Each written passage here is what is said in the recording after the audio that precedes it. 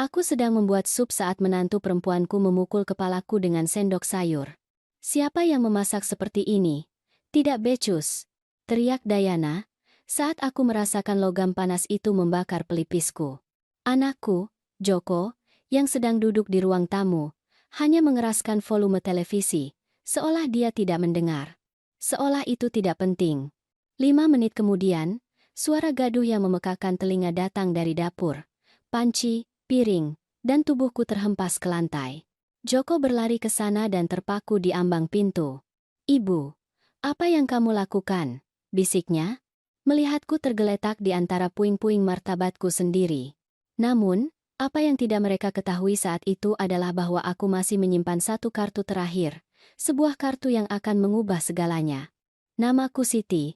Aku berusia 71 tahun, tangan yang kapalan karena puluhan tahun membuatkan roti untuk orang lain, dan hati yang sampai baru-baru ini masih percaya buta pada kesetiaan keluarga. Betapa bodohnya aku. Betapa butanya aku. 6 bulan lalu, aku mengubur suamiku, Arman. 50 tahun pernikahan menguap suatu sore di bulan April, ketika jantungnya memutuskan untuk menyerah saat dia menyiram bunga geranium di halaman belakang. Aku menemukannya di sana, berlutut, dengan selang air masih meneteskan air ke sepatu koklatnya. Sejak hari itu, duniaku menjadi sunyi dan dipenuhi foto-foto yang menguning. Aku sendirian di rumah yang terlalu besar, dikelilingi oleh kenangan yang menyakitkan untuk disentuh. Joko, anakku satu-satunya, bersikeras agar aku pindah bersamanya dan istrinya. "Ibu tidak bisa sendirian, Bu. Di usia ibu, itu berbahaya." Dia terdengar khawatir di telepon. Aku ingin mempercayainya. Aku perlu mempercayainya. Jadi, aku mengepak kehidupanku dalam 4 koper dan meninggalkan rumah tempat aku membesarkan anakku, tempat Arman dan aku menari di dapur setiap hari Minggu, tempat setiap sudut menyimpan potongan-potongan diri kami. Rumah Joko modern, dengan lantai mengilap dan perabotan yang tampak seperti keluar dari majalah. Diana, menantu perempuanku, menyambutku dengan senyum yang tidak mencapai matanya. "Selamat datang, Siti," katanya, tanpa memanggilku ibu mertua, tanpa memanggilku ibu. Hanya Siti, seolah aku orang asing. Sejak hari pertama, aku tahu telah melakukan kesalahan. Namun, sudah terlambat untuk kembali. Aku menetap di kamar tamu, sebuah kamar kecil di ujung lorong, dengan jendela yang menghadap ke gang gelap. Aku menggantung foto-foto Arman di dinding, menata gaun abu-abuku di lemari, dan berusaha membuat diriku tidak terlihat. Itulah peran baruku. Ada tanpa mengganggu. Pagi dimulai lebih awal. Aku bangun pukul 6, membuat kopi, menyiapkan sarapan, telur orak-arik, roti panggang, jus jeruk segar. Joko turun lebih dulu, selalu terburu-buru, selalu melihat ponselnya. "Terima kasih, Bu," gumamnya tanpa mengangkat pandangan. Diana muncul setelahnya, terbalut jubah sutra hijau, dengan rambut yang tertata sempurna bahkan di jam segitu. Dia duduk di meja dan memeriksa setiap detail pekerjaanku dengan mata kritis. "Kopi ini encer," katanya. "Atau telurnya terlalu asin." Tidak pernah ada ucapan terima kasih, tidak pernah ada pengakuan. Aku hanya mengangguk, tersenyum, dan mencoba lagi keesokan harinya. Aku ingin berguna. Aku ingin mereka membutuhkanku. Aku ingin percaya bahwa aku masih memiliki tempat dalam kehidupan anakku. Hari berganti menjadi minggu. Aku membersihkan, memasak, mencuci pakaian. Aku menjadi bayangan yang bergerak di sekitar rumah, mengumpulkan remah-remah, melipat handuk, merapikan ruangan yang tidak dilihat siapapun. Diana bekerja dari rumah, selalu dalam panggilan penting, selalu stres. Ketika ada sesuatu yang salah dalam harinya, aku adalah sasaran termudah. "Mengapa kamu meninggalkan ini di sini?" Dia membentakku, menunjuk cangkir yang kulupakan di meja samping. "Kamu tidak bisa melakukan apapun dengan benar." Joko hadir pada saat-saat itu, tetapi dia tidak pernah mengatakan apa-apa. Dia hanya melihat ke arah lain, seolah itu bukan masalahnya, seolah aku bukan ibunya. Ada malam-malam di mana aku terjaga, mendengarkan jam dinding berdetak setiap detik. Aku bertanya-tanya apa yang salah kulakukan. Di mana aku gagal sebagai seorang ibu? Mengapa anakku membiarkan aku diperlakukan seperti ini? Air mata jatuh diam-diam di atas bantal, Dan aku mengeringkannya sebelum fajar karena aku tidak boleh menunjukkan kelemahan. Aku tidak bisa memberi mereka alasan untuk menyingkirkanku. Namun sore itu, saat aku menyiapkan sup sayuran yang sangat disukai Joko saat kecil, sesuatu hancur. Aku sedang memotong wortel, berkonsentrasi untuk membuat semuanya sempurna, ketika Diana masuk ke dapur seperti badai. "Apa yang kamu lakukan?" Tanyanya dengan suara tajam yang sudah kukenal terlalu baik. "Sup untuk makan malam," jawabku lembut, tanpa menoleh. "Resep favorit Joko." Dia mendekat, melihat ke dalam panci, dan wajahnya berkerut jijik. "Ini terlihat seperti makanan babi. Berapa banyak garam yang kamu masukkan? Apa kamu mencoba meracuni kami?" Kata-katanya adalah belati. Aku mencoba menjelaskan, tetapi dia tidak mau mendengarkan. Dia mengambil sendok sayur dari panci dan, sebelum aku sempat bereaksi, dia memukulkannya ke kepalaku. Pukulan itu membuatku terhuyung. Aku merasakan panas logam, cairan mendidih menetes di rambutku, rasa sakit yang menusuk di pelipisku. "Siapa yang memasak seperti ini? Tidak becus!" teriak Diana, suaranya bergema di seluruh rumah. Aku terhuyung, berpegangan pada tepi kompor. Dari ruang tamu, aku mendengar televisi. Joko ada di sana. Dia bisa mendengar semuanya. Dan dia hanya mengeraskan volume. Saat itulah sesuatu di dalam diriku padam. Rasa sakit fisik tidak sebanding dengan pengkhianatan dari keheningan itu. Anakku, anak yang kubawa dalam rahimku, yang kubesarkan dengan setiap gram cinta yang kumiliki, memilih suara acara televisi di atas penderitaanku. Aku berdiri di sana, bersandar di kompor, dengan sendok sayur masih meneteskan sup di kakiku. Diana menatapku dengan mata penuh penghinaan itu, berharap aku meminta maaf, berlutut, memohon maaf karena telah ada. Tapi aku hanya bisa memikirkan Joko, tentang bagaimana volume televisi meningkat tepat ketika dia berteriak, tentang bagaimana dia tahu persis apa yang terjadi dan memilih untuk tidak melihatnya. "Kamu menyedihkan," sembur Diana, melipat tangannya. "Lihat kekacauan ini. Kamu bahkan tidak berguna untuk membuat sup sialan. Aku tidak tahu mengapa Joko bersikeras membawamu ke sini. Kamu adalah beban. Orang tak berguna yang hanya menghabiskan ruang. Setiap kata adalah tamparan." Aku ingin menjawab, membela diri, tetapi suaraku terperangkap di suatu tempat yang dalam di tenggorokanku. Aku mencoba membersihkan, mengumpulkan tetesan sup dari lantai, tetapi tanganku gemetar. Kepalaku berdenyut di tempat sendok sayur menghantam. Diana keluar dari dapur dengan langkah marah, dan aku ditinggalkan sendirian di antara uap dan keheningan. 5 menit. Hanya itu waktu yang kubutuhkan untuk mengambil keputusan. Aku melihat panci-panci berjejer di kompor. Aku melihat piring-piring yang tertumpuk di rak piring. Aku melihat dapur yang telah kubersihkan setiap hari selama berbulan-bulan. Mencoba mendapatkan tempat di rumah yang tidak pernah menjadi milikku ini, dan sesuatu di dalam diriku meledak begitu saja. Itu tidak direncanakan. Itu tidak diperhitungkan. Itu murni insting bertahan hidup. Aku mengambil panci terbesar, yang berisi sup yang telah dia kritik, dan mengosongkannya ke wastafel. Cairan panas itu turun ke saluran pembuangan dengan suara yang hampir keras. Kemudian aku mengambil panci lain. Dan satu lagi, aku menjatuhkannya. Beberapa ke lantai, yang lain ke meja dapur. Piring-piring terlepas dari tanganku, cangkir-cangkir pecah. Peralatan makan terbang di udara. Itu adalah suara gaduh yang kacau, membebaskan, dan perlu. Aku mendengar langkah kaki Joko yang tergesa-gesa. "Apa itu?" teriaknya dari lorong. Ketika dia sampai di dapur, dia berhenti mendadak. Wajahnya pucat melihatku di sana, dikelilingi oleh panci-panci terbalik, sup berceceran, piring pecah. Ada garis darah di pelipisku di tempat sendok sayur memukulku. "Ibu, apa yang kamu lakukan?" bisiknya. Tetapi dia tidak mendekat. Dia tidak menyentuhku. Dia hanya menatapku seolah aku yang bersalah atas segalanya. Diana muncul di belakangnya, dan ekspresi ngerinya dengan cepat berubah menjadi kemarahan. "Dia gila. Ibumu benar-benar gila," teriaknya, menunjukku seolah aku adalah binatang berbahaya. "Lihat kekacauan ini. Dia menghancurkan seluruh dapurku. Telepon seseorang. Joko, wanita ini perlu dikurung." Joko menatapku. Aku menatapnya kembali, berharap dia mengatakan sesuatu, membelaku, atau setidaknya bertanya mengapa aku melakukan ini. Tapi dia hanya menggelengkan kepalanya. Kecewa, malu. Ibu, mengapa? Mengapa kamu melakukan hal-hal ini? Mengapa? Ulangnya, dan suaraku terdengar serak, pecah.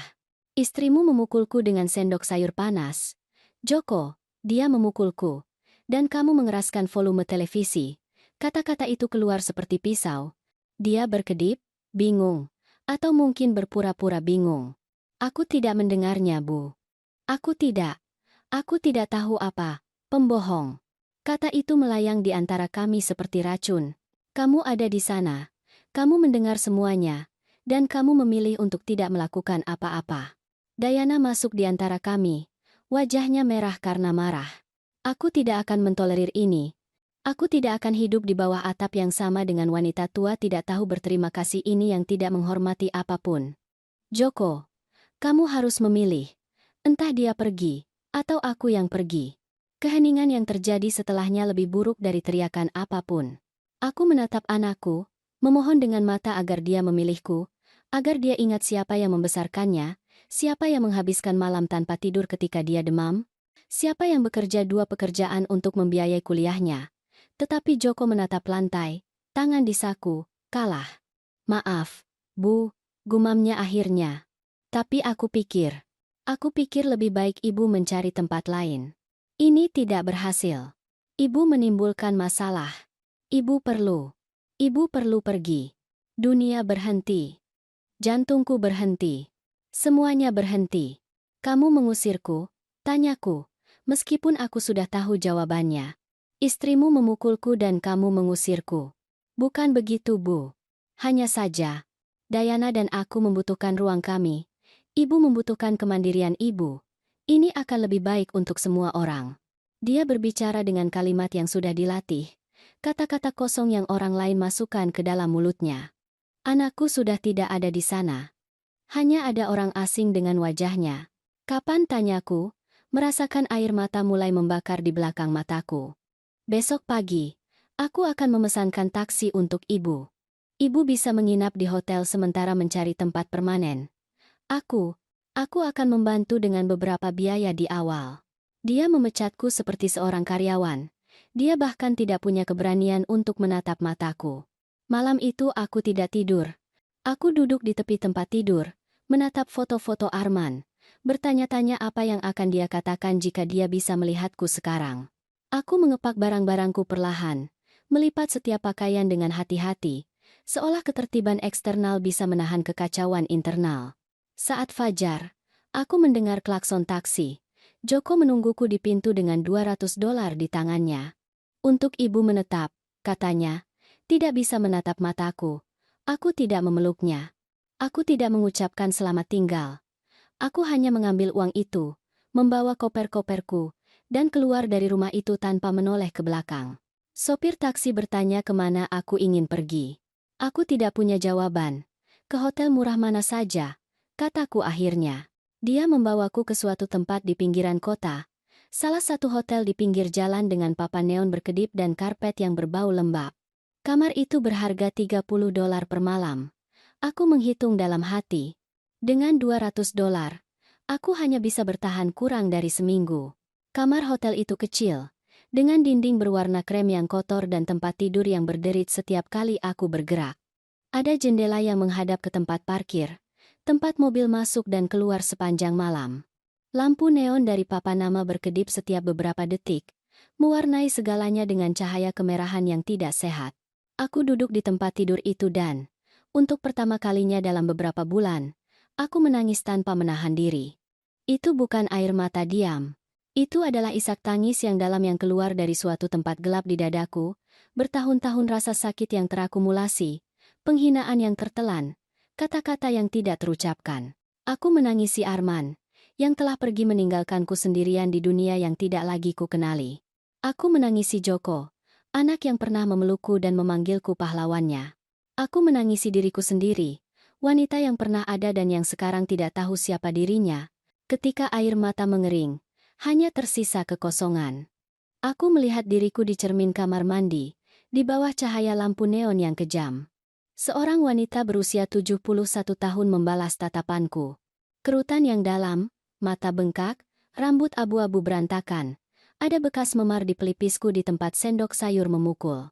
Aku menyentuh luka itu dengan lembut dan merasakan bahwa rasa sakit fisik hampir merupakan kelegaan dibandingkan dengan rasa sakit lain, yang tidak memiliki nama. Hari-hari mulai kabur.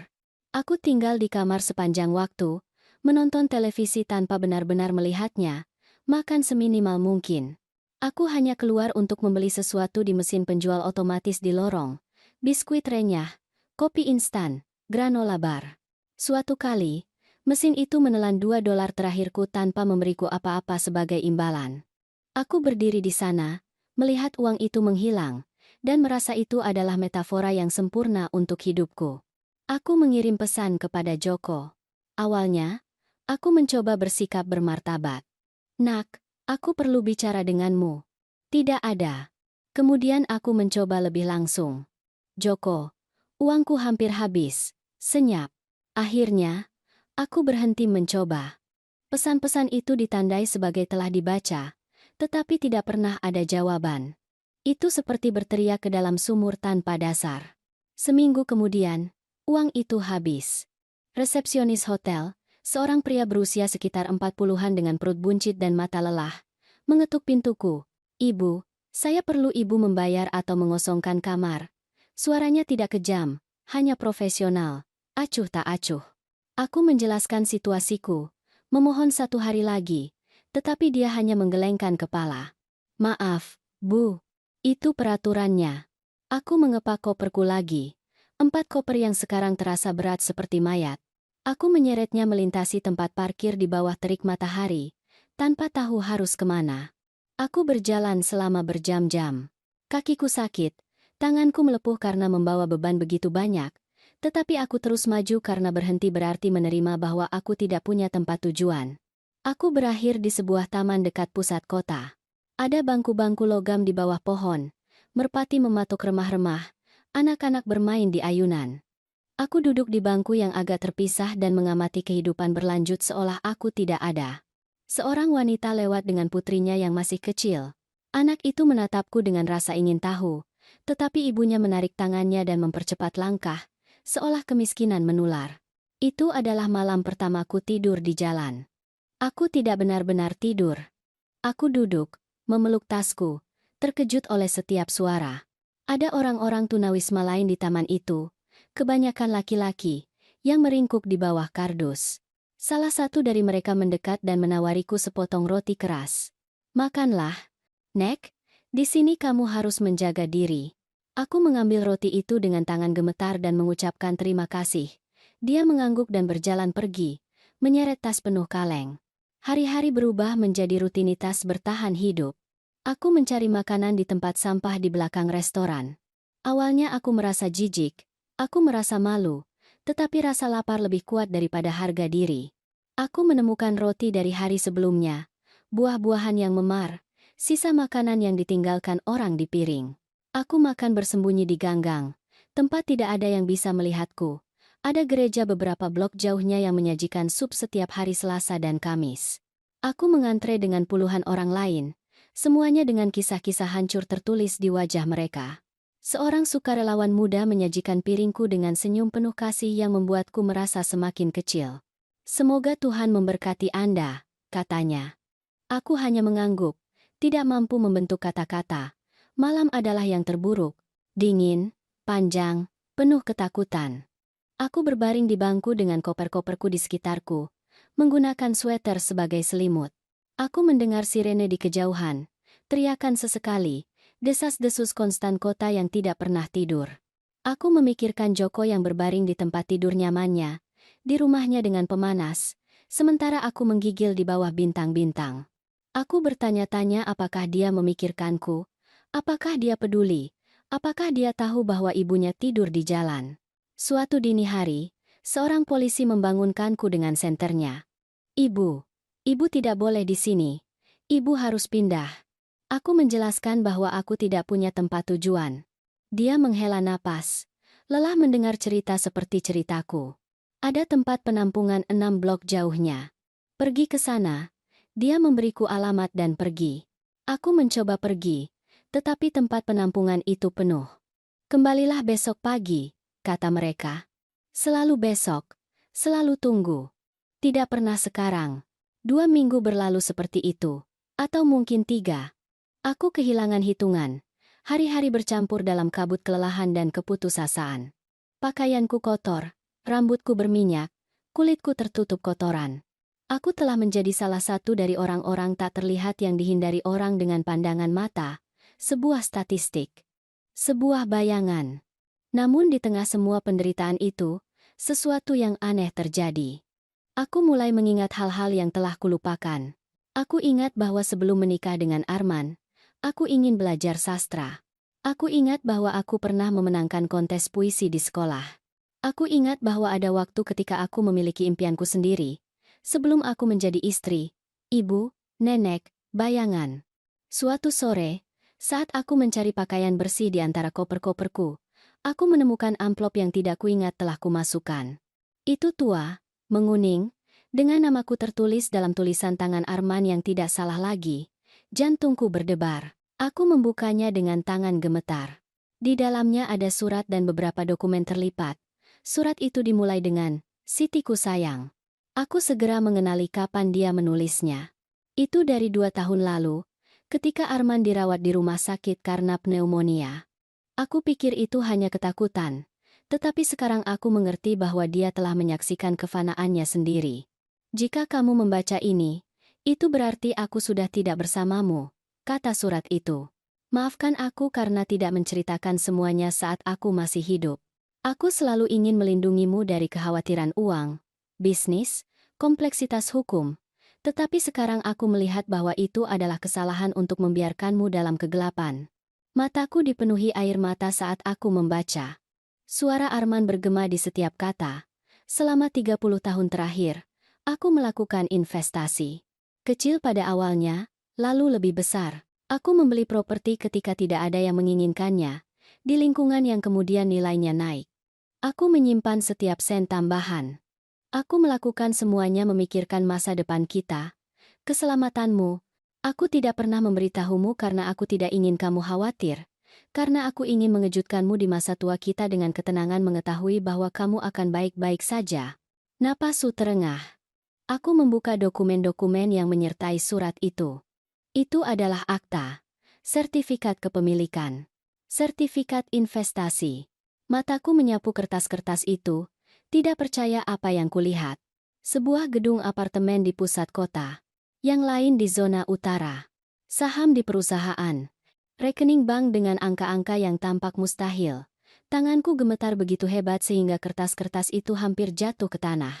Aku membaca setiap dokumen 1, 2, 3 kali, mencoba memproses informasi itu. Ada 13 properti atas namaku. 13. Seluruh bangunan, apartemen, ruang komersial, dan salah satu alamat itu terasa sangat akrab. Jalan Magnolia nomor 452. Itu adalah gedung tempat Joko dan Diana tinggal. Gedung tempat aku diusir, tempat aku dipermalukan, dipukul, dan dibuang seperti sampah, adalah milikku. Itu sudah menjadi milikku selama ini. Aku merasakan sesuatu bergejolak di perutku. Itu bukan hanya kejutan. Itu adalah campuran ketidakpercayaan, rasa sakit, dan sesuatu yang lebih gelap yang mulai tumbuh perlahan. Surat Arman berlanjut di halaman kedua. Hubungi pengacara Dimas Mendes. Dia memiliki semua dokumen asli dan akan membantumu dengan segalanya.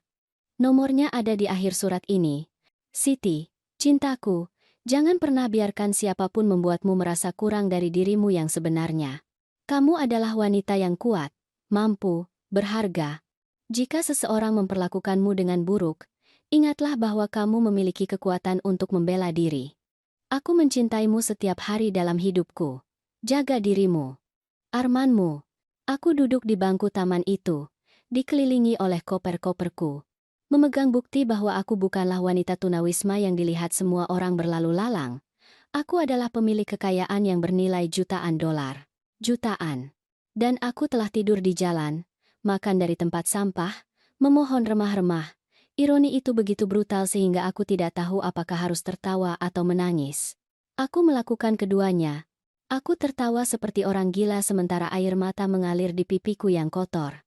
Orang-orang yang lewat menatapku dengan kasihan atau ketakutan, menjauhi wanita tua gila di taman. Tapi aku bukan lagi wanita itu. Atau mungkin aku masih wanita itu, tetapi sekarang aku tahu sesuatu yang tidak mereka ketahui. Aku mencari di antara barang-barangku sampai menemukan telepon umum yang masih berfungsi. Aku memutar nomor pengacara Dimas Mendes dengan jari-jari gemetar. Berdering 3 kali sebelum suara profesional menjawab. Kantor Hukum Mendes dan rekan. Ada yang bisa saya bantu? Saya perlu berbicara dengan pengacara Dimas Mendes. Ini tentang Arman Salazar. Suaraku terdengar serak, pecah karena hampir tidak menggunakannya selama berminggu-minggu. Ada jeda. Siapa yang berbicara? Tolong, saya Siti Salazar, janda Arman. Jeda lagi. Kali ini lebih lama. Nyonya Salazar, kami sudah berusaha menghubungi Anda selama berbulan-bulan. Di mana Anda berada? Tuan Dimas perlu segera bertemu dengan Anda. Aku memberi mereka alamat taman itu. Mereka mengatakan akan mengirim mobil dalam waktu kurang dari 30 menit. Aku kembali ke bangku dan menunggu, berpegangan pada dokumen-dokumen itu seolah-olah itu adalah satu-satunya hal nyata di dunia. Mungkin memang begitu. Mobil yang datang berwarna hitam, elegan, dengan kaca berwarna. Pengemudi turun dan menatapku dengan ekspresi netral, profesional, seolah menjemput wanita tunawisma adalah bagian dari rutinitas hariannya. Nyonya Salazar. Aku mengangguk. Dia memuat koper-koperku ke bagasi dan membukakan pintu belakang untukku. Bagian dalamnya berbau kulit dan pengharum ruangan mahal. Aku merasa kotor. Tidak pada tempatnya, tetapi aku tidak peduli lagi. Kantor hukum itu berada di distrik keuangan, di salah satu gedung kaca yang memantulkan langit. Kami naik lift yang sunyi ke lantai 15. Resepsionis menatapku dari atas ke bawah, tetapi tidak mengatakan apa-apa. Dia hanya menunjuk ke arah lorong. Pengacara Dimas sedang menunggu Anda di kantornya. Dimas Mendes adalah seorang pria berusia sekitar 50-an, dengan rambut beruban yang disisir rapi dan kacamata berbingkai tipis. Dia berdiri ketika aku masuk, dan sejenak aku melihat kejutan di wajahnya melihat keadaanku. Tetapi dia dengan cepat menggantinya dengan ekspresi profesional. Nyonya Salazar, silakan duduk. Saya bisa menawarkan air, kopi, air, tolong. Suaraku hampir tidak terdengar. Dia menuangkan segelas dari kendi kristal dan menyerahkannya kepadaku. Aku minum seolah aku sudah berhari-hari tanpa air, yang dalam arti tertentu memang benar. Nyonya Salazar, kami telah mencoba menemukan Anda sejak Tuan Arman meninggal. Kami meninggalkan pesan di rumah lama Anda. Kami mengirim surat. Anak Anda memberitahu kami bahwa Anda telah pindah, tetapi tidak memberikan alamat kontak. Anakku. Kata-kata itu keluar dengan pahit. Anakku mengusirku dari rumahnya 3 minggu lalu. Aku telah hidup di jalan. Pengacara itu mengerutkan kening. Saya mengerti. Saya sangat menyesal mendengarnya. Tetapi saya ingin Anda tahu bahwa situasi keuangan Anda sangat kuat. Suami Anda adalah pria yang sangat berpandangan jauh. Anda sudah meninjau dokumen yang dia tinggalkan untuk Anda? Aku mengeluarkan amplop kusut dari tasku dan meletakkannya di atas meja. Saya menemukannya kemarin. Saya tidak mengerti semua yang dikatakannya. Dimas meninjaunya dengan cermat. Saya mengerti. Ini adalah duplikat. Saya memiliki yang asli dan bersertifikat di sini. Izinkan saya menjelaskan situasi Anda saat ini, Nyonya Salazar. Anda adalah pemilik 13 properti di kota ini, bernilai total sekitar 80 miliar rupiah. Selain itu, Anda memiliki investasi di reksadana dan saham senilai 20 miliar rupiah tambahan. Suami Anda juga meninggalkan 3 rekening bank dengan uang tunai yang tersedia sekitar 5 miliar rupiah. Angka-angka itu melayang di udara seolah tidak nyata. 100 miliar rupiah. 100 miliar. Dan aku telah mencari makanan di tempat sampah. Itu tidak mungkin nyata, bisikku. Itu sepenuhnya nyata, Nyonya Salazar. Dan ada hal lain yang perlu Anda ketahui. Salah satu gedung yang Anda miliki berada di Jalan Magnolia, nomor 452. Menurut catatan kami, anak Anda, Joko Salazar, dan istrinya, Dayana, menempati apartemen 301 di gedung itu. Itu benar, aku mengangguk perlahan. Itu benar. Maka Anda harus tahu bahwa mereka telah tinggal di sana di bawah kontrak sewa yang dikurangi yang diberikan suami Anda 5 tahun lalu. Mereka hanya membayar $400 AS atau sekitar 6 juta rupiah per bulan untuk apartemen yang di pasar akan bernilai $2.500 AS atau sekitar 37,5 juta rupiah. Itu adalah bantuan keluarga yang diberikan Tuan Arman kepada mereka, $400 AS. Joko membayar $400 AS untuk tinggal di apartemen mewah berkat kemurahan hati ayahnya, dan dia telah mengusirku ke jalan. Dia telah meninggalkanku tanpa apa-apa. Pengacara itu terus berbicara, menjelaskan detail tentang pajak, pengelolaan properti, tetapi aku hampir tidak mendengarkan. Pikiranku sedang memproses hal lain. Bisakah saya membatalkan kontrak itu? Tanyaku tiba-tiba, menyela dia. Dimas berhenti dan menatapku dengan perhatian. Anda adalah pemiliknya, Nyonya Salazar. Anda bisa melakukan apapun yang Anda inginkan dengan properti Anda. Namun, ada prosedur hukum yang harus kita ikuti. Anda tidak bisa begitu saja mengusir mereka tanpa pemberitahuan sebelumnya. Saya belum ingin mengusir mereka. Kata-kata itu keluar dingin, terhitung. Saya ingin mereka menyesuaikan sewa mereka dengan harga pasar. $2.500 AS atau sekitar 37,5 juta rupiah. Kata Anda, biarkan mereka membayar sejumlah itu. Pengacara itu mengangguk perlahan. Itu termasuk hak Anda. Kami harus memberi mereka pemberitahuan 30 hari tentang perubahan dalam ketentuan kontrak. Apakah Anda yakin ingin melanjutkan? Sangat yakin. Dimas mencatat di komputernya. Baik, saya akan menyiapkan dokumen yang diperlukan. Sekarang, Nyonya Salazar, ada masalah yang lebih mendesak yang harus kita tangani. Situasi tempat tinggal Anda, misalnya. Anda punya beberapa pilihan. Anda bisa pindah ke properti Anda yang kosong, atau saya bisa membantu Anda menemukan tempat sementara Anda memutuskan apa yang harus dilakukan. Saya ingin melihat gedung-gedung lain. Semuanya. Saya ingin tahu persis apa yang saya miliki. Tentu saja, kita bisa mengatur kunjungan mulai besok. Sementara itu, izinkan saya mengatur kamar hotel untuk Anda. Tempat yang pantas di mana Anda bisa beristirahat dan memulihkan diri. Dia berdiri dan menelepon. Dalam beberapa menit, semuanya terkoordinasi. Hotel bintang 5 di pusat kota, suite eksekutif. Semuanya dibayar dari rekeningku sendiri. Sebelum aku pergi, Dimas memberiku kartu bank. Ini memiliki akses ke salah satu rekening giro Anda. Ada $50.000 AS atau sekitar 750 juta rupiah tersedia untuk pengeluaran segera. Gunakan apa yang Anda butuhkan. Dan, Nyonya Salazar, satu hal lagi. Suami Anda meminta saya untuk mengatakan sesuatu kepada Anda jika Anda pernah datang menemui saya dalam keadaan sulit. Dia membuat saya berjanji. Dia mengeluarkan amplop tertutup dari laci. Dia berkata, secara harfiah, jika sitiku datang kepadamu dipukul oleh kehidupan, berikan ini padanya dan katakan padanya bahwa aku selalu tahu dia lebih kuat daripada yang dia yakini. Aku mengambil amplop itu dengan tangan yang tidak lagi terlalu gemetar. Aku membukanya di sana, di depan pengacara Dimas. Itu adalah surat lain dari Arman. Yang ini lebih pendek, ditulis dengan tinta hitam di atas kertas tebal.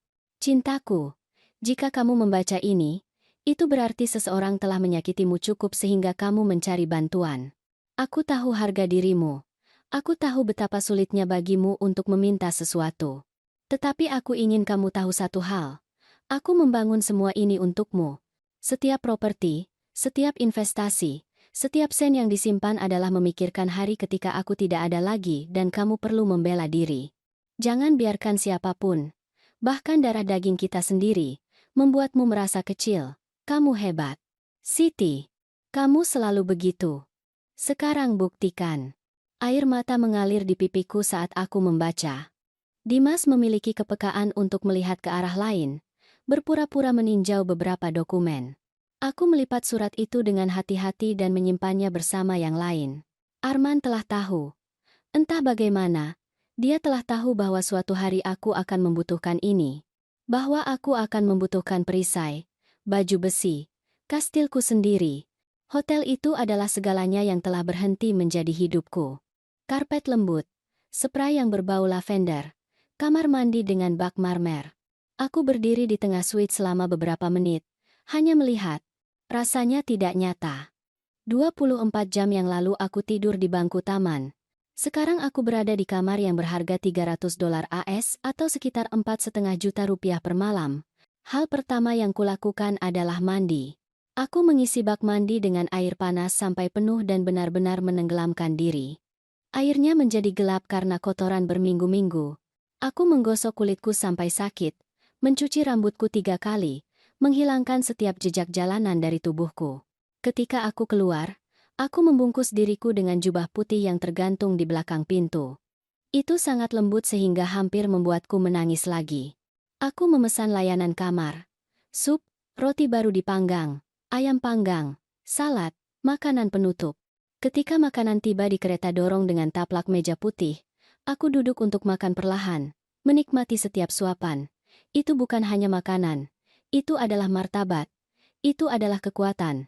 Itu adalah bukti bahwa aku masih ada sebagai sesuatu yang lebih dari sekadar bayangan. Malam itu aku tidur 12 jam berturut-turut. Aku tidur tanpa terkejut, tanpa rasa takut, tanpa kedinginan.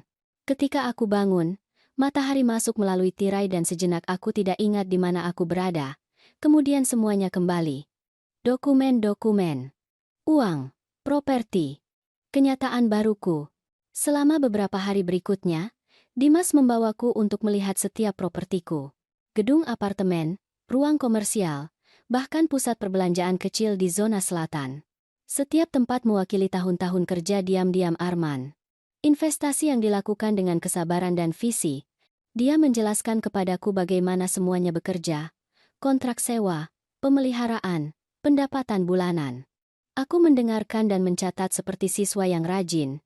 Pendapatan bersih dari semua properti Anda berjumlah sekitar $45.000 AS atau sekitar 675 juta rupiah per bulan, katanya suatu hari saat kami meninjau laporan di kantornya. Setelah pajak dan biaya pemeliharaan, Anda melihat pendapatan tahunan sekitar $400.000 AS atau sekitar 6 miliar rupiah. Itu tanpa menyentuh modal utama. $400.000 AS atau sekitar 6 miliar rupiah setahun. Dan aku telah memohon semangkuk sup di gereja. Ironi itu masih brutal, tetapi sekarang ada hal lain. Ada rencana yang terbentuk dalam pikiranku, rencana yang dingin, diperhitungkan, sabar. Dimas, saya perlu kita melakukan beberapa perubahan, kataku suatu sore, tetapi saya perlu itu dilakukan secara diam-diam, tanpa ada yang tahu bahwa saya yang berada di baliknya. Dia bersandar di kursinya, penasaran. Perubahan macam apa? Pertama, gedung di Jalan Magnolia. Saya ingin menaikkan sewa anak saya ke harga pasar, seperti yang kita katakan. Tetapi saya juga ingin Anda meninjau semua kontrak lain di gedung itu. Jika ada pengaturan khusus lainnya, harga yang dikurangi, bantuan yang diberikan, saya ingin semuanya kembali ke tarif normal. Semuanya. Semuanya. Saya ingin gedung itu beroperasi sebagai bisnis nyata, bukan sebagai organisasi amal. Dimas mengangguk dan mencatat. Itu bisa dilakukan. Ada hal lain. Saya ingin membeli pakaian baru. Saya ingin mengubah penampilan saya. Dan saya ingin nama dagang, sesuatu yang saya gunakan untuk menandatangani dokumen, untuk muncul dalam kontrak. Saya tidak ingin ada yang tahu bahwa Siti Salazar adalah pemilik semua ini. Kita bisa membuat badan hukum, sebuah LLC.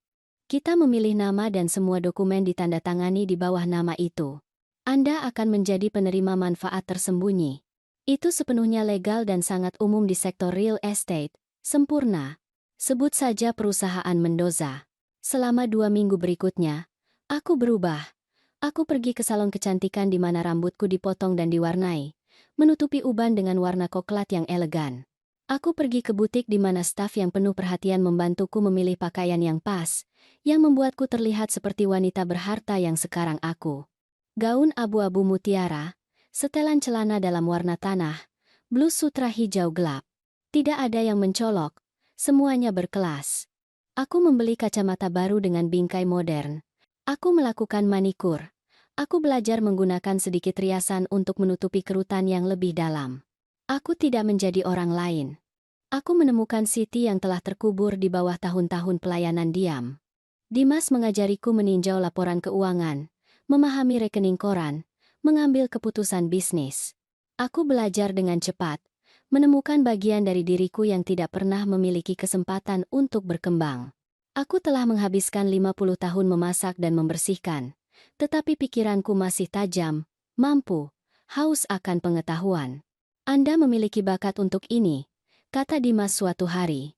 Suami Anda memilih investasinya dengan baik, tetapi Anda memiliki naluri untuk melihat peluang.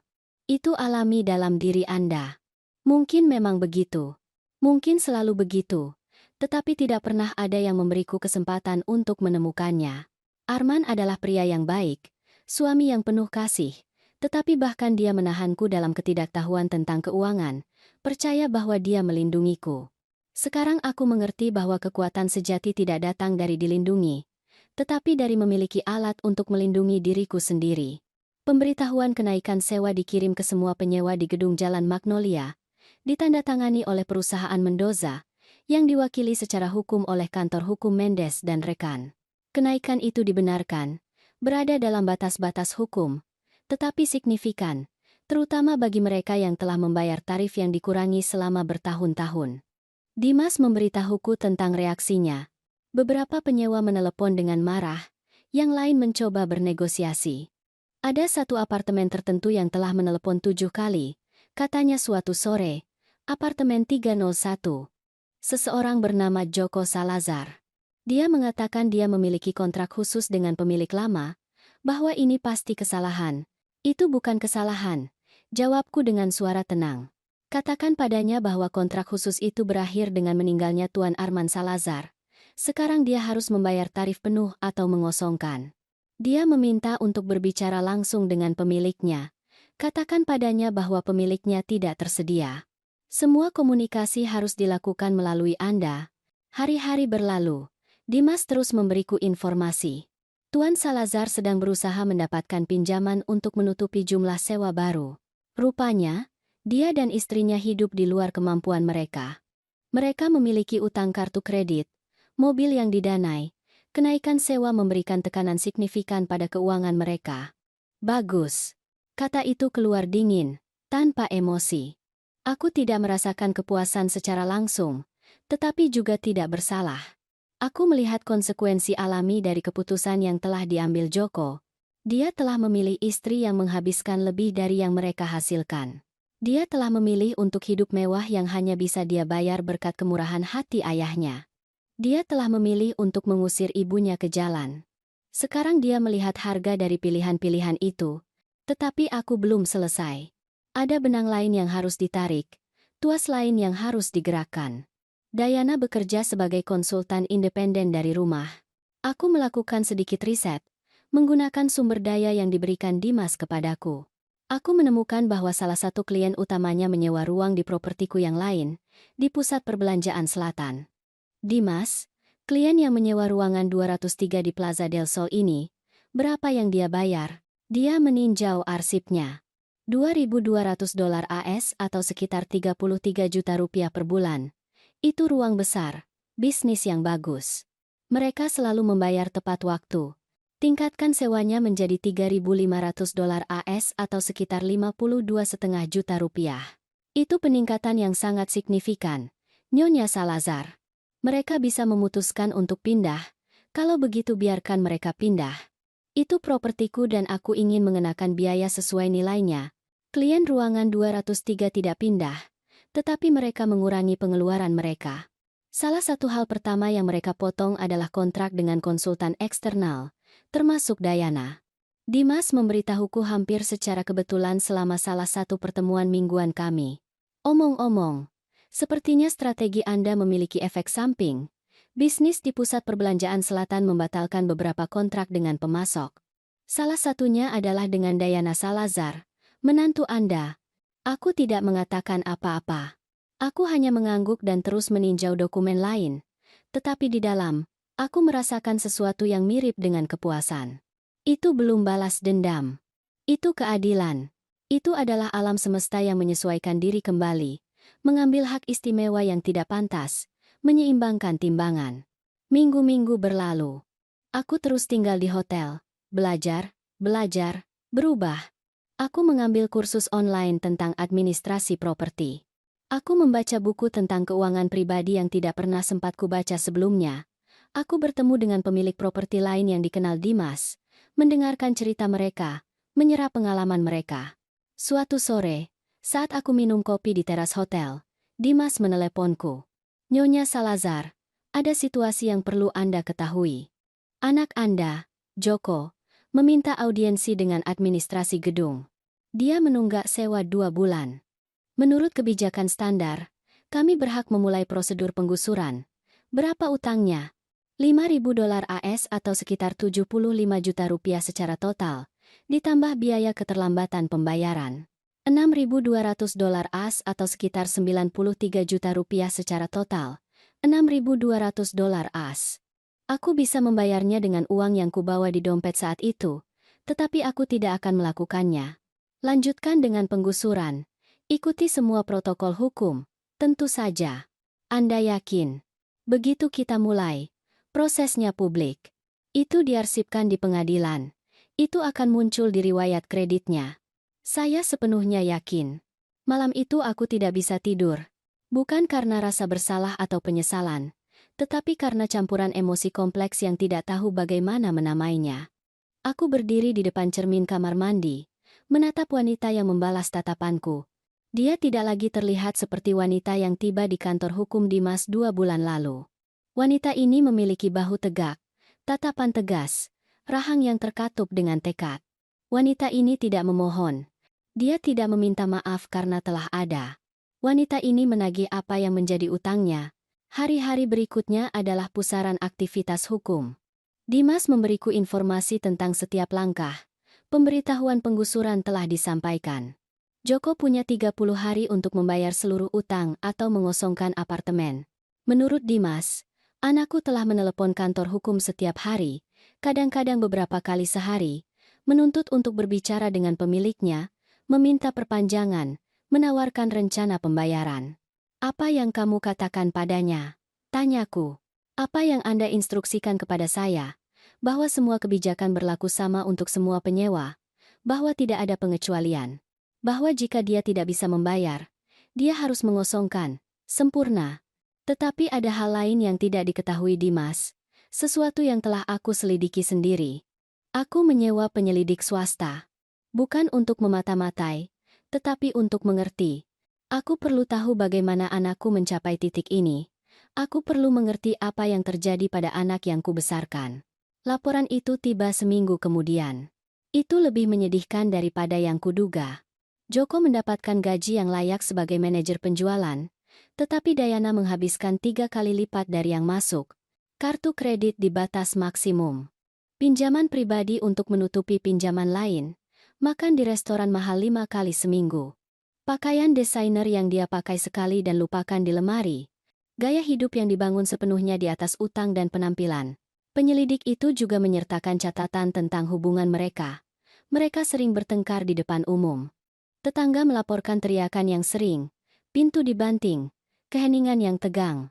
Dayana menyalahkan Joko karena tidak menghasilkan cukup uang. Joko menyalahkan Dayana karena menghabiskan terlalu banyak. Itu adalah lingkaran setan kebencian dan celaan. Aku membaca seluruh laporan 2 kali. Sebagian dari diriku, bagian yang masih seorang ibu, ingin campur tangan. Aku ingin menelepon Joko, menawarkan bantuan, membimbingnya menuju keputusan yang lebih baik. Tetapi bagian lain, bagian yang lebih baru dan lebih kuat, tahu bahwa itu akan menjadi kesalahan. Joko perlu mencapai titik terendah. Dia perlu menghadapi konsekuensi dari pilihannya. Hanya dengan begitu dia bisa tumbuh. Selain itu, dia telah membiarkan aku mencapai titik terendah. Dia telah melihatku di lantai dapurnya, berdarah, dipermalukan, dan dia mengeraskan volume televisi. Dia telah mengusirku ke jalan dengan $200 AS, dan janji samar untuk membantuku. Dia tidak menelepon untuk memastikan aku masih hidup. Dia tidak bertanya apakah aku punya tempat untuk tidur. Dia tidak peduli. Itulah kebenaran yang lebih menyakitkan daripada pukulan fisik apapun. Anakku telah berhenti peduli padaku jauh sebelum dia mengusirku dari rumahnya. Mungkin dia tidak pernah benar-benar peduli. Mungkin dia hanya melihatku sebagai kewajiban, beban warisan yang akhirnya dia temukan cara untuk dibuang. Pada hari ke-28 dari periode penggusuran, Dimas meneleponku. Joko membayar. Dia mendapatkan uangnya entah bagaimana. Dia membayar $6.200 AS atau sekitar 93 juta rupiah secara penuh pagi ini. Aku merasakan sesuatu yang mirip dengan kekecewaan. Dari mana dia mendapatkan uangnya? Saya tidak tahu pasti, tetapi saya punya teori. Ada tagihan baru dalam laporan kredit yang saya pantau. Pinjaman pribadi dari perusahaan pinjaman cepat. Tingkat bunga 32%. Dia mungkin meminjam dari sana 32% bunga. Joko telah menukar satu utang dengan utang lain yang lebih buruk. Dia telah membeli waktu, tetapi tidak menyelesaikan apa-apa. Saya mengerti. Terus pantau. Beritahu saya tentang perubahan apapun. 2 minggu kemudian, pembayaran sewa berikutnya tiba. Atau lebih tepatnya, tidak tiba. Joko kembali menunggak. Kali ini, aku tidak menunggu. Mulai proses penggusuran segera, kataku kepada Dimas. Tanpa peringatan tambahan. Kita terapkan aturan dengan tegas. Sementara semua ini terjadi di dunia hukum dan keuangan, aku melanjutkan transformasi pribadiku. Aku mendaftar di kelas yoga di pagi hari, bukan karena aku butuh olahraga, meskipun itu juga membantu, tetapi karena aku perlu belajar untuk diam dengan diriku sendiri, untuk bernapas, untuk ada tanpa kebisingan konstan melayani orang lain. Aku juga mulai menulis. Aku membeli buku catatan kulit coklat dan pena elegan, dan aku menulis setiap malam sebelum tidur. Bukan buku harian secara langsung, tetapi refleksi, pikiran tentang siapa aku dulu, siapa aku sekarang, siapa yang ingin aku menjadi. Aku menulis tentang Arman, tentang tahun-tahun kami bersama, tentang hal-hal yang tidak pernah kukatakan padanya. Aku menulis tentang Joko, tentang menjadi ibu, tentang bagaimana cinta kadang-kadang tidak cukup. Suatu sore, saat aku menulis di teras hotel, seorang wanita tua duduk di meja di sebelahku. Dia pasti berusia 80 tahun, mungkin lebih, dengan rambut putih yang tertata sempurna dan mata biru yang menusuk. "Maaf mengganggu Anda," katanya dengan suara lembut, "tetapi saya telah melihat Anda di sini beberapa kali, selalu menulis, selalu sendirian. Dan itu mengingatkanku pada diriku beberapa tahun yang lalu." Aku tersenyum sopan, berharap itu adalah pembukaan untuk menjual sesuatu kepadaku atau menceramahiku. Tetapi dia hanya melanjutkan, "Aku juga mengalami transformasi di akhir hidupku. Setelah suamiku meninggal, aku menemukan bahwa aku tidak tahu siapa aku tanpa dia. Aku telah menjadi istri, ibu, nenek, tetapi tidak pernah hanya diriku sendiri. Jadi aku harus mempelajarinya. Itu kasus Anda juga." Kata-katanya memukulku dengan presisi yang tidak nyaman. "Kurang lebih, aku mengakui, hal yang sulit bukanlah menemukan siapa Anda," katanya, melihat ke cakrawala. "Hal yang sulit adalah memberi diri Anda izin untuk menjadi itu. Terutama ketika orang yang Anda temukan bukanlah orang yang diharapkan orang lain." Dia menatapku langsung. Tapi itu sepadan. Sepenuhnya sepadan. Dia berdiri, menepuk bahuku, dan pergi. Aku tidak pernah tahu namanya. Aku tidak pernah melihatnya lagi. Tetapi kata-katanya tinggal bersamaku, bergema di suatu tempat yang dalam. Dia benar. Hal yang sulit bukanlah menemukan siapa Siti tanpa Arman, tanpa Joko, tanpa peran ibu yang berkorban. Hal yang sulit adalah memberi diriku izin untuk menjadi orang itu. Seseorang yang menagih apa yang bernilai. Seseorang yang tidak memaafkan secara otomatis. Seseorang yang menetapkan batasan dan membuatnya dihormati. Proses penggusuran berlanjut tanpa henti. Dimas mengirimiku pembaruan setiap 2 hari. Joko telah menyewa pengacara murah yang mencoba mencari celah teknis untuk menunda yang tidak terhindarkan. Mereka berpendapat bahwa kenaikan sewa terlalu berlebihan, bahwa protokol tertentu tidak diikuti, bahwa mereka pantas mendapatkan lebih banyak waktu. Tetapi Dimas telah melakukan semuanya dengan cermat. Setiap dokumen sudah sesuai, setiap pemberitahuan telah disampaikan dengan benar, tidak ada jalan keluar. Sidang penggusuran dijadwalkan Kamis depan. Dimas memberitahuku suatu sore. "Ini formalitas. Dengan dokumentasi yang kita miliki, hakim akan memutuskan mendukung kita. Anak Anda harus mengosongkan paling lambat 10 hari setelah putusan. Saya akan berada di sana," kataku tiba-tiba. Dimas mengangkat alisnya, terkejut. "Di sidang? Itu tidak perlu, Nyonya Salazar. Saya bisa mewakili Anda sepenuhnya. Faktanya, lebih baik jika Anda tidak hadir. Itu menjaga anonimitas Anda. Saya ingin berada di sana, di ruang sidang. Tetapi bukan sebagai pihak yang terlibat, hanya sebagai pengamat. Itu bisa. Dia berpikir sejenak. Sidang penggusuran bersifat publik. Siapapun bisa masuk dan duduk di bangku belakang. Selama mereka tidak mengenali Anda, tidak ada masalah. Kamis tiba dengan langit kelabu yang mengancam hujan. Aku berpakaian dengan hati-hati, memilih setelan celana abu-abu gelap dan blus sutra berwarna gading. Aku menata rambutku dalam sanggul rendah. Aku memakai kacamata baru, sedikit riasan yang tidak mencolok. Aku melihat diriku di cermin dan melihat seorang wanita yang tidak akan dikenali Joko. Aku bukan lagi ibu bungkuk yang memasak sup di dapurnya. Aku adalah orang lain, seseorang yang lebih kuat. Gedung pengadilan adalah bangunan tua dengan lorong-lorong yang berbau kertas tua dan kopi basi. Aku datang lebih awal dan duduk di bangku terakhir ruang 3, tempat sidang akan diadakan.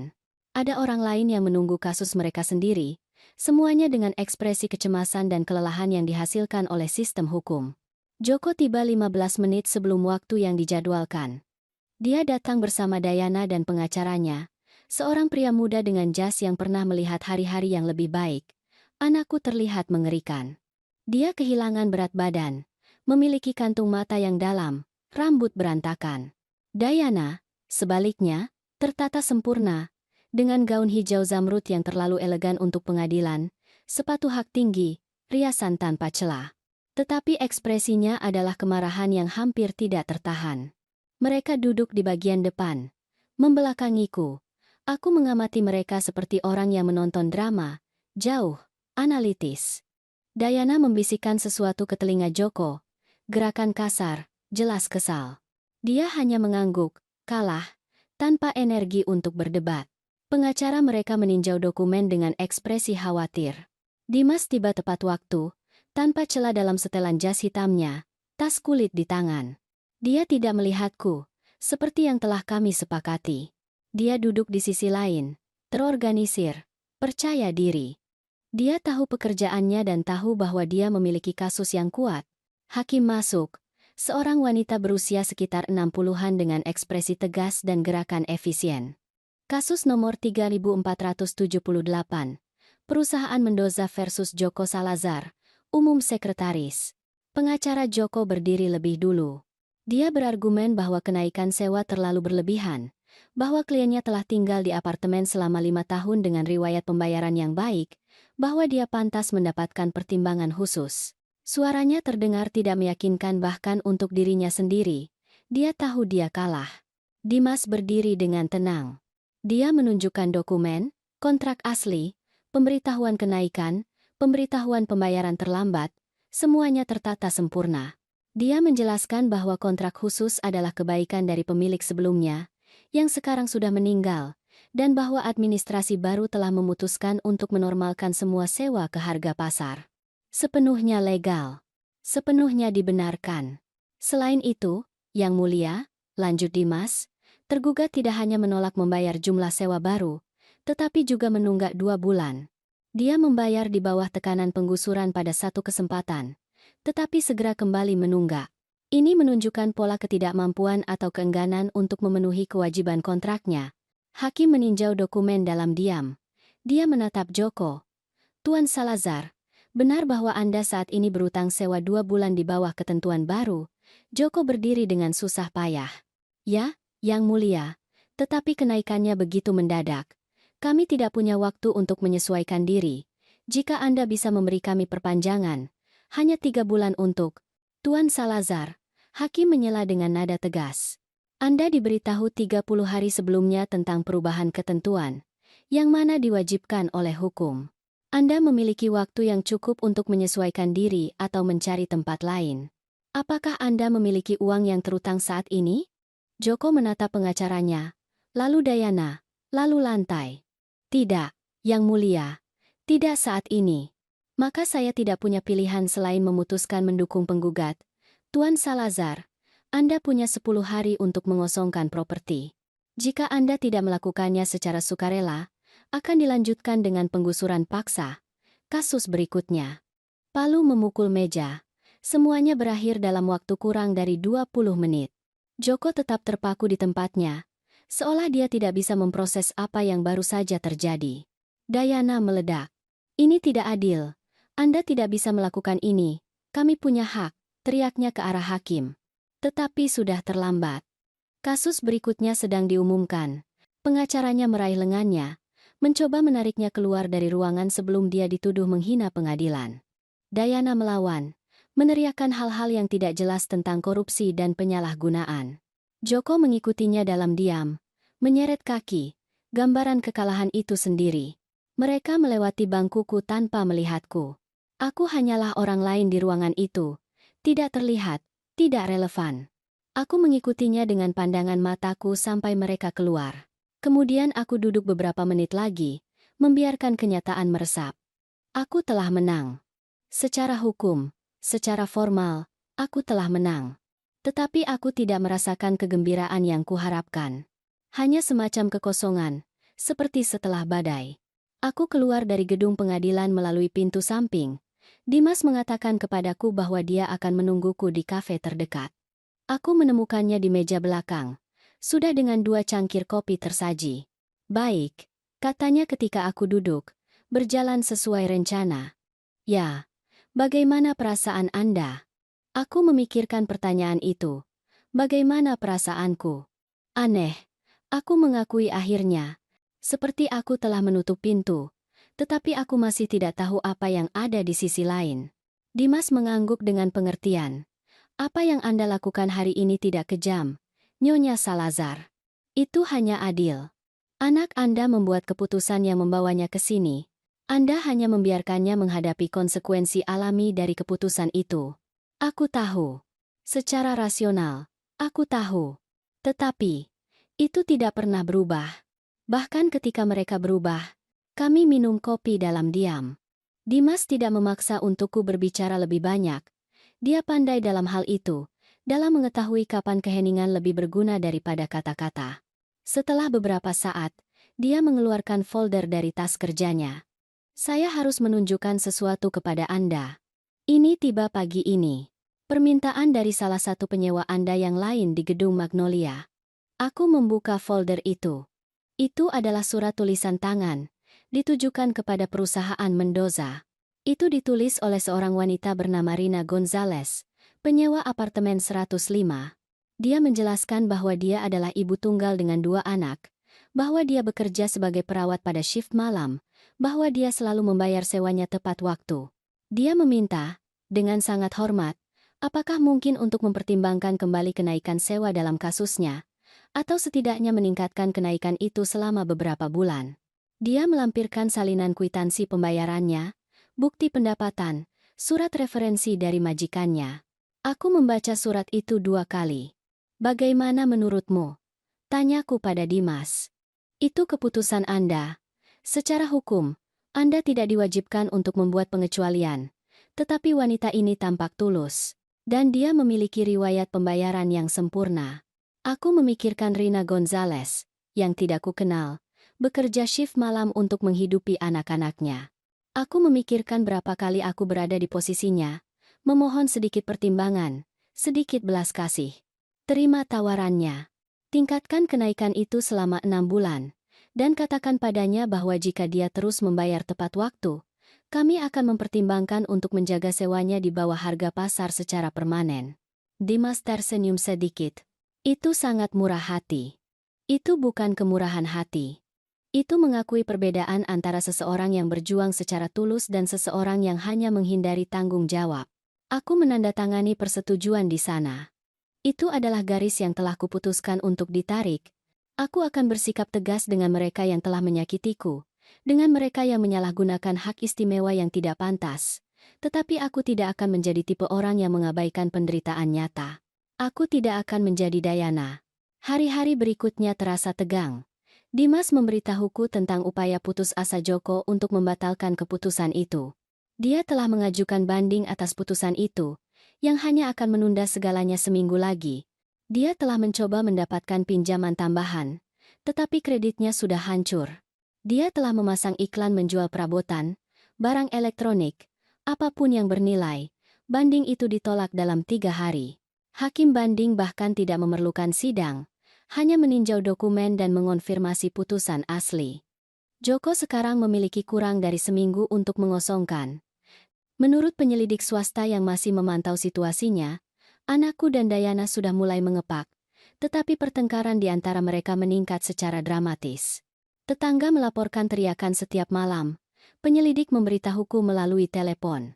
Kemarin, Nyonya Dayana keluar dari gedung dengan 2 koper dan pergi dengan taksi. Dia belum kembali. Rupanya, dia tinggal bersama seorang teman. Dan Joko. Dia masih di sana. Sendirian. Mengepak. Salah satu tetangga mengatakan dia melihatnya menangis di lorong tadi malam saat dia membawa kotak ke lift. Gambaran itu lebih menyakitkan daripada yang kuduga. Anakku, sendirian, menangis saat dia mengepak sisa-sisa hidupnya. Tetapi aku tidak menelepon. Aku tidak campur tangan. Ini harus terjadi. Dia membutuhkan titik puncak ini. Selain itu, dia telah membiarkan aku mencapai titik puncak. 2 hari sebelum batas waktu penggusuran, Dimas menerima panggilan tak terduga. Itu Joko, katanya ketika kami bertemu sore itu. Dia ingin berbicara dengan pemilik gedung. Dia bilang dia punya sesuatu yang penting untuk dikatakan. Dia memohon untuk bertemu. Apa yang kamu katakan padanya? Bahwa saya akan menyampaikan pesan itu. Dia ingin melihatmu. Pertanyaan itu menggantung di udara di antara kami. Apakah aku ingin melihat anakku? Apakah aku ingin mendengar apa yang harus dia katakan? Sebagian dari diriku, bagian yang tidak pernah berhenti menjadi seorang ibu, berteriak ya. Tetapi bagian lain, yang lebih bijak, ragu. Apakah kamu tahu apa yang ingin dia katakan? Tidak. Hanya bahwa itu penting, bahwa dia perlu menjelaskan sesuatu. Aku berpikir selama 1 menit penuh. Katakan padanya bahwa aku akan setuju untuk bertemu dengannya, tetapi bukan sebagai ibunya, sebagai perwakilan perusahaan Mendoza. Dan itu harus di tempat yang netral. Di kantormu, besok jam 3 sore, Dimas mengangguk. Dia ingin saya hadir. Tidak, ini harus kulakukan sendiri. Malam itu aku tidak tidur. Aku berlatih secara mental apa yang akan kukatakan, bagaimana aku akan bereaksi. Aku berdiri di depan cermin dan berlatih menjaga ekspresiku netral, tegas, tanpa mengkhianati emosi. Aku harus kuat. Aku tidak bisa membiarkan Joko melihat ibu yang putus asa akan cintanya. Dia harus melihat wanita bisnis yang sekarang aku. Pada pukul 2:30 sore keesokan harinya, aku tiba di kantor hukum. Dimas telah mengizinkanku menggunakan kantor pribadinya. Aku duduk di belakang meja, di kursi kulit hitam, dengan dokumen kasus di depanku. Aku berpakaian tanpa celah. Setelan celana abu-abu arang, blus berwarna krem, rambut tertata sempurna, riasan halus tetapi tegas. Aku tidak terlihat seperti Siti. Aku terlihat seperti Nyonya Mendoza. Tepat pukul 3, aku mendengar suara di resepsionis. Jantungku mulai berdetak lebih cepat. Pintu terbuka dan Joko masuk sendirian. Dia berhenti mendadak ketika dia melihatku. Selama momen tanpa batas, kami saling menatap dalam diam. Aku melihat bagaimana otaknya memproses apa yang dilihat matanya. Kebingungan dulu, lalu ketidakpercayaan. Akhirnya, kejutan total. Ibu? Bisiknya, seolah dia melihat hantu. Duduk, Joko. Suaraku keluar dingin. Terkontrol. Itu bukan suara seorang ibu. Itu adalah suara seorang pemilik. Dia terhuyung ke kursi di depan meja, tidak bisa mengalihkan pandangan dariku. Tidak, aku tidak mengerti. Apa yang kamu lakukan di sini? Mengapa kamu berpakaian seperti ini? Di mana ibu selama ini? Aku mencari ibu. Bu. Aku menelepon ibu. Aku mengirim pesan. Bohong. Kata itu memotong udara seperti pisau. Aku memeriksa pesanku. 0 panggilan. 0 pesan. Setelah mengusirku dari rumahmu, kamu tidak pernah menghubungiku lagi. Dia membuka mulutnya, tetapi tidak ada kata-kata yang keluar. Matanya dipenuhi air mata. Aku. Dayana bilang lebih baik memberi ibu ruang. Bahwa ibu marah. Bahwa seiring waktu. Dayana bilang, ulangku dengan nada dingin. Joko, sejak kapan kamu membiarkan istrimu membuat keputusan tentang hubunganmu dengan ibumu? Bukan begitu. Aku. Hal-hal rumit. Uang, pekerjaan, Diana stres. Dan lebih mudah melupakan aku daripada berurusan dengan istrimu. Itu bukan pertanyaan. Itu adalah fakta. Dia menundukkan pandangannya, tidak mampu menyangkalnya. Keheningan merayap, berat, mencekik. Akhirnya, Joko mengangkat pandangannya, dan aku melihat sesuatu yang berbeda di matanya. Sebuah pertanyaan terbentuk. Bu, apa yang kamu lakukan di sini, di kantor ini, berpakaian seperti ini? Mengapa pengacara membiarkan ibu menggunakan kantornya? Aku menarik napas dalam-dalam. Ini adalah saatnya. Aku tidak menggunakan kantornya, Joko. Dia meminjamkannya kepadaku karena aku adalah kliennya. Aku adalah perusahaan Mendoza. Warna wajahnya menghilang. Apa? Gedung tempat kamu tinggal. 12 gedung lainnya di kota ini. Investasi. Uang. Semuanya milikku. Ayahmu meninggalkannya kepadaku. Itu selalu milikku. Dan kamu telah membayar sewa untuk tinggal di propertiku. Joko berdiri begitu cepat sehingga kursi hampir jatuh. Tidak, tidak, itu tidak benar. Ayah tidak pernah menyebutkannya. Mengapa ibu tidak mengatakan apa-apa? Mengapa aku harus mengatakan apa-apa? Suaraku sedikit meninggi, membiarkan sedikit kemarahan yang tertahan keluar. Agar kamu dan Diana memperlakukanku sebagai pemilik rumah selain pelayanmu? Agar kamu meminta lebih banyak bantuan, lebih banyak diskon, lebih banyak pertimbangan khusus? Kami tidak tahu, teriaknya. Jika kami tahu bahwa ibu, apa? Aku menyela, berdiri juga. Apakah kamu akan memperlakukanku lebih baik? Apakah kamu akan lebih menghormatiku? Joko, rasa hormat seharusnya tidak bergantung pada berapa banyak uang yang dimiliki seseorang. Aku adalah ibumu. Itu seharusnya sudah cukup. Dia menjatuhkan diri kembali ke kursi, kepala di antara tangan, bahunya bergetar. Dia menangis. Maaf, Bu. Aku sangat menyesal. Bu. Aku pengecut. Aku membiarkan Diana memperlakukan ibu dengan buruk. Aku membiarkannya mengusir ibu. Aku mengeraskan volume televisi ketika ibu terluka karena aku tidak ingin menghadapinya. Karena lebih mudah mengorbankan ibu daripada mempertaruhkan pernikahanku. Kata-kata yang telah kutunggu-tunggu selama berbulan-bulan akhirnya keluar dari mulutnya. Tetapi aku tidak merasakan kepuasan yang kuharapkan. Aku hanya merasakan kelelahan. Dan sekarang, Joko, kamu hanya merasa menyesal karena kamu menemukan bahwa aku punya uang. Karena aku memiliki gedung tempat kamu tinggal. Apakah kamu akan datang untuk meminta maaf jika kamu masih berpikir aku adalah wanita tua miskin tanpa sumber daya? Dia mengangkat pandangannya, wajahnya basah oleh air mata. Aku tidak tahu. Dia mengakui dengan suara pecah. Aku tidak tahu, Bu. Dan itu yang terburuk. Aku tidak tahu menjadi orang seperti apa aku. Aku tidak mengenali pria yang melakukan hal-hal itu, yang meninggalkan ibunya di jalan, yang memilih kenyamanan daripada kesopanan. Setidaknya dia jujur. Itu adalah sesuatu. Aku duduk lagi, lebih tenang. Pernikahanmu hancur, bukan? Dia mengangguk dengan sedih.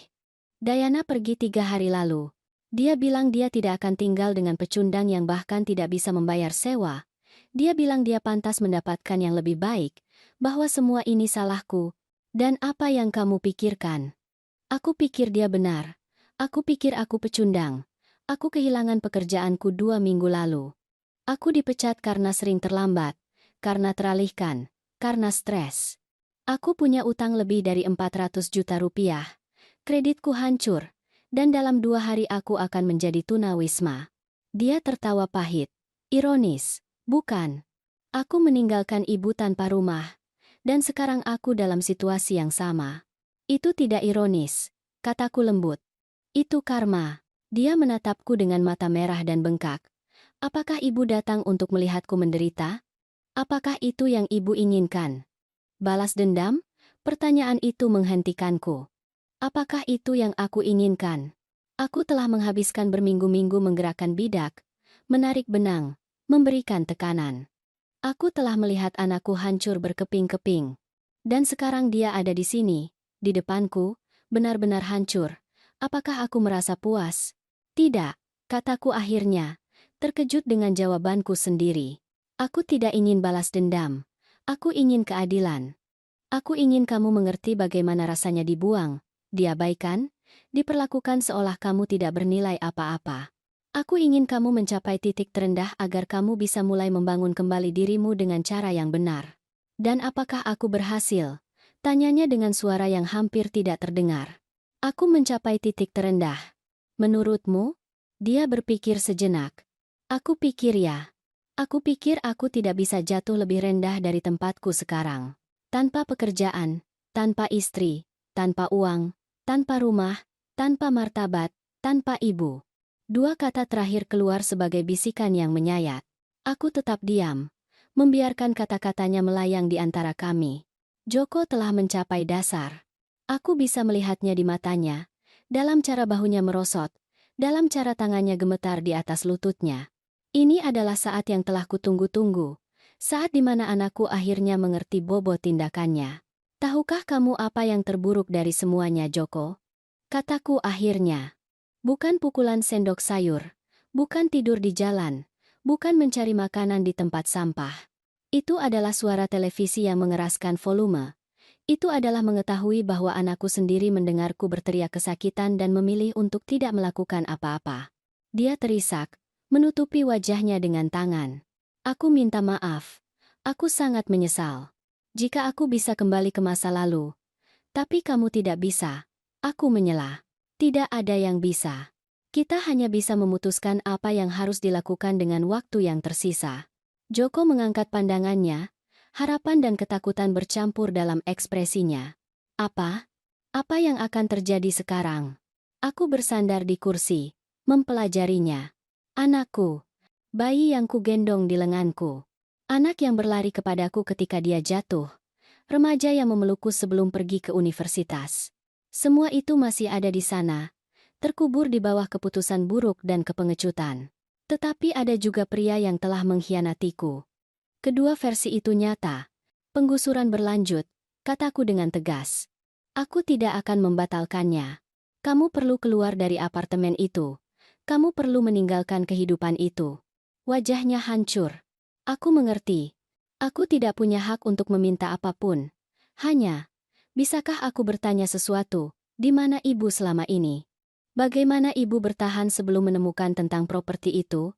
Aku menceritakan padanya. Tidak semuanya, tetapi cukup. Malam-malam di taman. Rasa lapar, dingin. Mesin yang menelan dolar terakhirku. Setiap kata adalah anak panah yang kulihat menancap padanya. Dia perlu mendengarnya. Dia perlu mengerti biaya penuh dari pengabaiannya. Ketika aku selesai, Joko menangis terbuka, tanpa berusaha menyembunyikannya. Aku mengecewakan ibu dengan cara yang paling buruk. Ayah pasti malu padaku. Dimanapun dia berada, dia pasti membenciku atas apa yang kulakukan pada ibu. Ayahmu mencintaimu, kataku lembut. Bahkan ketika kamu membuat kesalahan. Tetapi dia juga tahu bahwa cinta sejati kadang-kadang berarti membiarkan orang menghadapi konsekuensi dari tindakan mereka.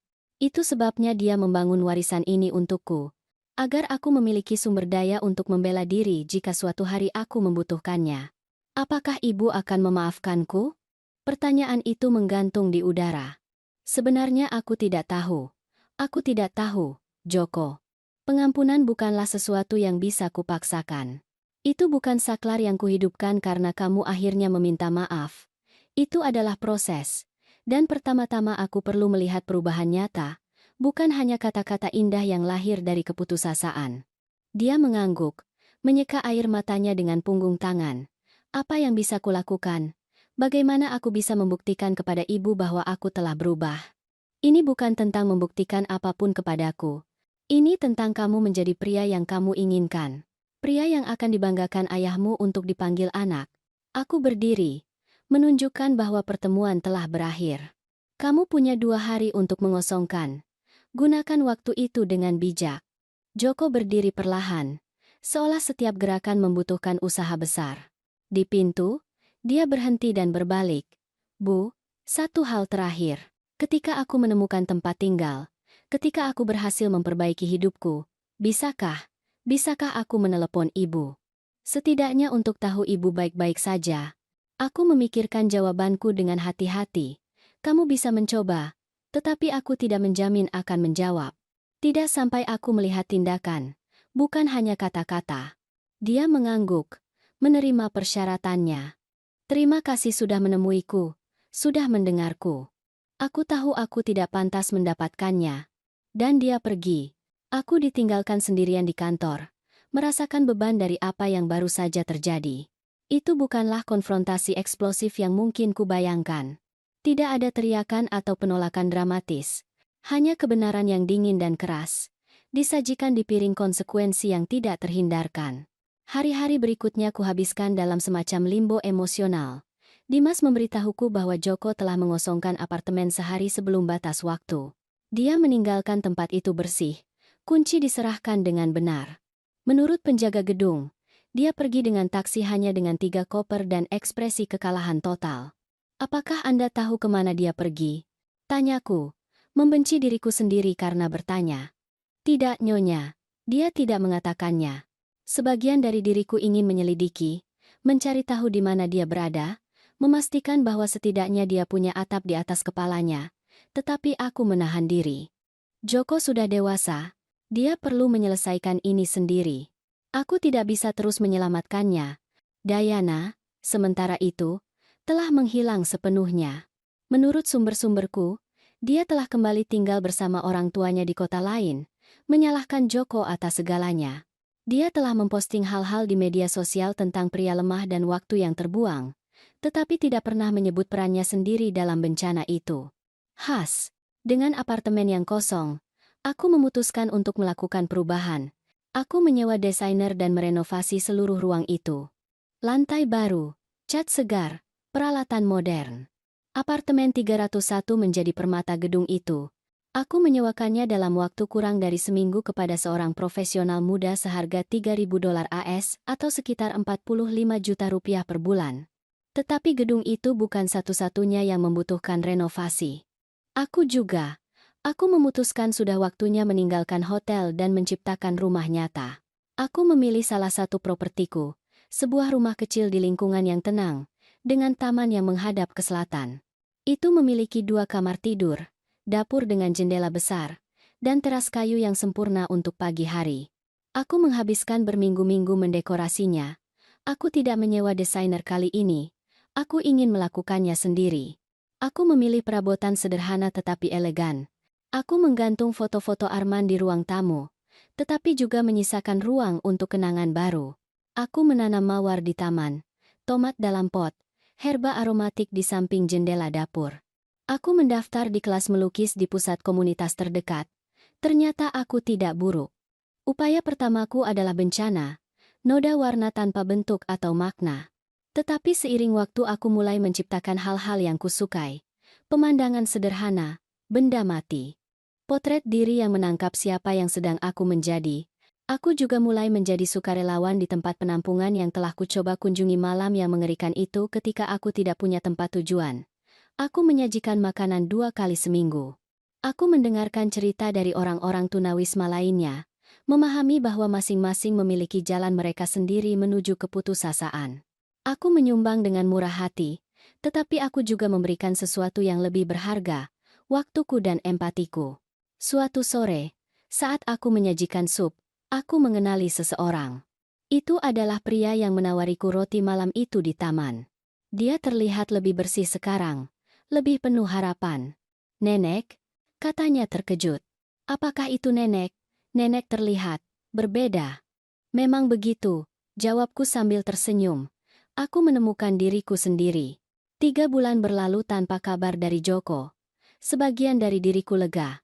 Bagian lain merasakan ketidakhadirannya seperti luka yang tidak kunjung sembuh. Tetapi aku terus maju. Aku terus membangun hidupku.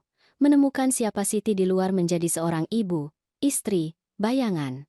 Kemudian, suatu Sabtu pagi saat aku menyiram mawar, teleponku berdering, nomor tidak dikenal. Aku ragu sebelum menjawab.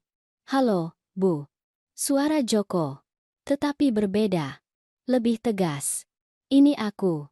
Aku tahu ibu bilang mungkin tidak akan menjawab, tetapi aku harus mencoba. Jantungku berdetak lebih cepat. Di mana kamu? Di sebuah apartemen kecil di seberang kota. Tidak mewah, hanya studio. Tapi itu milikku. Aku membayarnya dengan pekerjaan baruku. Aku bekerja di gudang. Shift malam. Itu tidak glamor, tapi jujur. Aku membayar utangku sedikit demi sedikit. Aku merasakan sesuatu mengendur di dadaku. Aku senang mendengarnya. Bu, aku tidak menelepon untuk meminta apapun. Aku hanya ingin ibu tahu bahwa aku sedang berusaha. Aku menjalani terapi. Setiap minggu. Aku berusaha memahami mengapa aku membuat keputusan yang kubuat. Mengapa aku membiarkan Diana mengubahku menjadi seseorang yang tidak aku kenali? Itu bagus, Joko. Sangat bagus. Ada jeda. Apakah ibu pikir suatu hari kita mungkin bisa minum kopi? Tidak harus segera. Ketika ibu siap. Jika ibu siap. Aku melihat mawar yang telah kutanam. Sekarang mekar dalam warna koral dan kuning. Aku melihat rumah yang telah kujadikan tempat perlindunganku. Aku melihat kehidupan yang telah kubangun dari abu. Mungkin, kataku akhirnya, suatu hari, ketika kita berdua siap. Baiklah, aku bisa menunggu. Aku telah belajar untuk bersabar. Suaranya sedikit pecah. Aku mencintai ibu. Aku tahu aku tidak berhak mengatakannya setelah semuanya. Tetapi itu benar. Aku tahu, bisikku. Dan aku menutup telepon. Aku duduk di teras dengan secangkir teh, membiarkan matahari pagi menghangatkan wajahku. Aku belum memaafkan Joko sepenuhnya. Mungkin aku tidak akan pernah sepenuhnya. Tetapi ada sesuatu yang lebih penting daripada pengampunan. Aku telah menemukan kedamaian. Aku telah menemukan kekuatanku. Aku telah menemukan suaraku. Aku mengeluarkan buku catatanku dan menulis. Aku belajar memaafkan diriku sendiri karena telah menunggu begitu lama untuk membela diri. Aku belajar bahwa mencintai diri sendiri bukanlah keegoisan. Itu adalah kelangsungan hidup. Itu adalah martabat. Itu adalah dasar di mana segala sesuatu yang lain dibangun. Angin menggerakkan daun-daun pohon. Seekor burung bernyanyi di suatu tempat dekat. Dan aku, Siti Salazar, berusia 71 tahun, pemilik 13 gedung, penyintas pengkhianatan dan pengabaian, wanita yang terlahir kembali dari abunya sendiri, hanya ada, utuh, bebas, milikku.